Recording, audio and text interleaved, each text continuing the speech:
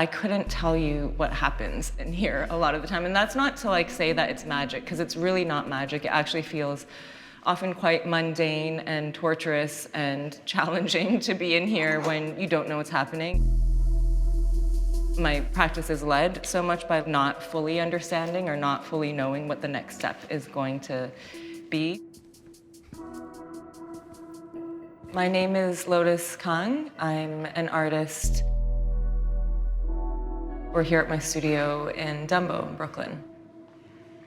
I think of the hardware store people or like the fabricator who works in like a more industrial application, and then it comes up that you're an artist and they're like, what do you do? What's the medium? And I'm like, good question. I'm a visual artist. I'm a maker of objects and spaces, often working at an architectural scale. There's photography, sculpture. I'm so visually oriented. I am from Toronto, Canada. My parents are both immigrants from Korea. Thinking back to my childhood, I was always extremely curious about materials. Whether it was sitting in the mud and digging a hole and finding worms and insects, there was always some kind of draw towards touching things.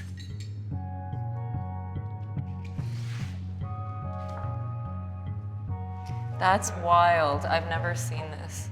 The veins of the leaves, and there's a bit of heat coming from the window. I make photograms in here. A photogram is indexing an object onto sensitized photo paper, exposing it to light, and then it leaves a kind of impression. Those would typically be made in a black and white darkroom. I'm more interested in exposing them to natural light and artificial lights.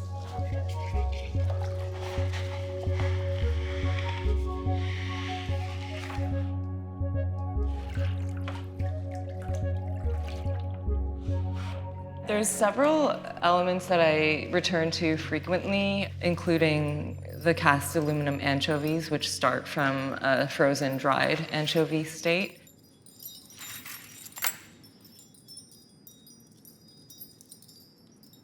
It was something that was around my household, Korean, Canadian household. But at the same time, anchovies are used in many different cultural cuisines, so I think they operate in this in-between state. As a diasporic person myself, I never feel fully one or the other, and I think that ability to kind of like fluidly move between the two is important.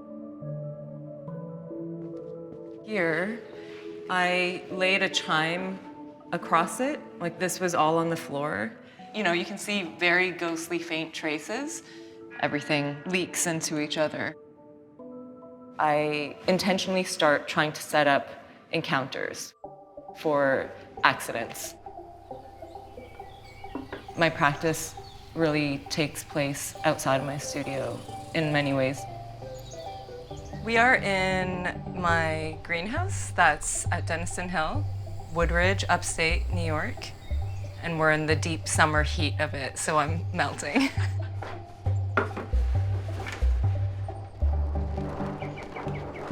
The way the greenhouse came into my practice was almost like a makeshift solution to a problem I had of wanting to expose or tan more film. Watch your head. Nobody get a concussion out here. I call the process tanning to draw attention to the body, to leaking out, as well as absorption in. Very hot. With the greenhouse, light becomes very sculptural. It's not just limited to that one main exposure point that would happen in my studio, but it's kind of like a day-long kind of indexing. I playfully call this part harvesting the film. I'm gonna start by removing this fabric. You can kind of see we have a bug. And then these magnets that I've included to create tan lines or bruises. You can see that shadow bruise left behind. The droplets are the rain. I leave this window open to encourage a bit of that.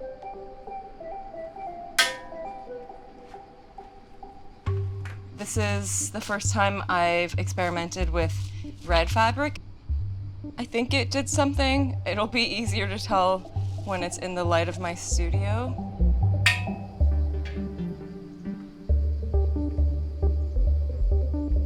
The work I call skins in the more casual calling of them. When I title them, they're often titled Molt, which, refers to a shedding or a loss or decay. But of course, that also indicates some kind of renewal.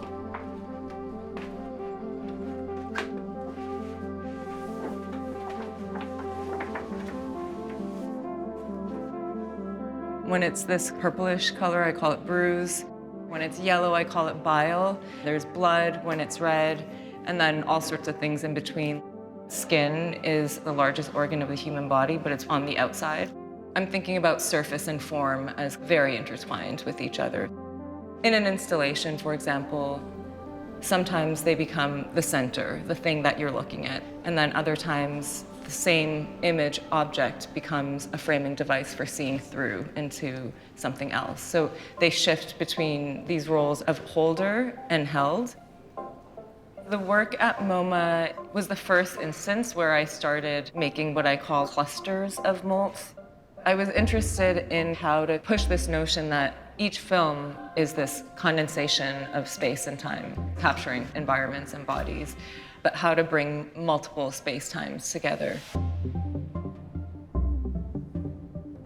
With the most recent show I did, one thing I noticed that I really liked was that the work had this effect of slowing people down in space. So that was a very direct way of dealing with notions of time.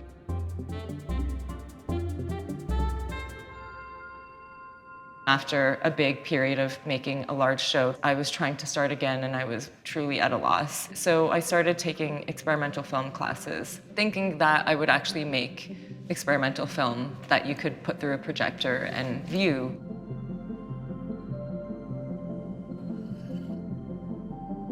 This tool is used in the development process of the film itself. So normally when the film has gone through its chemical baths, it's still wet and you would wrap the newly developed film onto the structure. And then in the workshop, we turned on a hairdryer and it started spinning like this. At that point, I was like, wow, what is this? Where did you get it? I want to get one. This was the early understandings of what the larger version would do. I was mesmerized by the loss of information you get through the projection, hypnotizing quality of this repetition.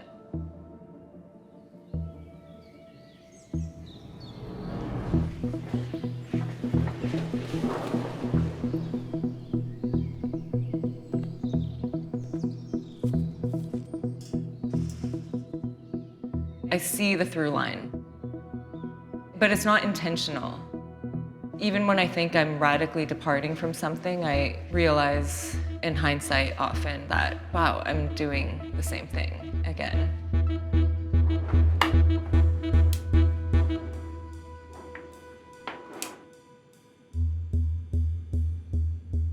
The responsibility of an artist is to be devoted to what it is you do, to try and get as close to what you think it is you're trying to say. I think that is an ethical responsibility.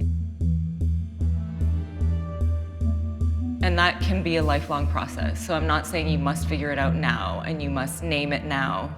Actually, the process of trying to figure out is often where the work lies.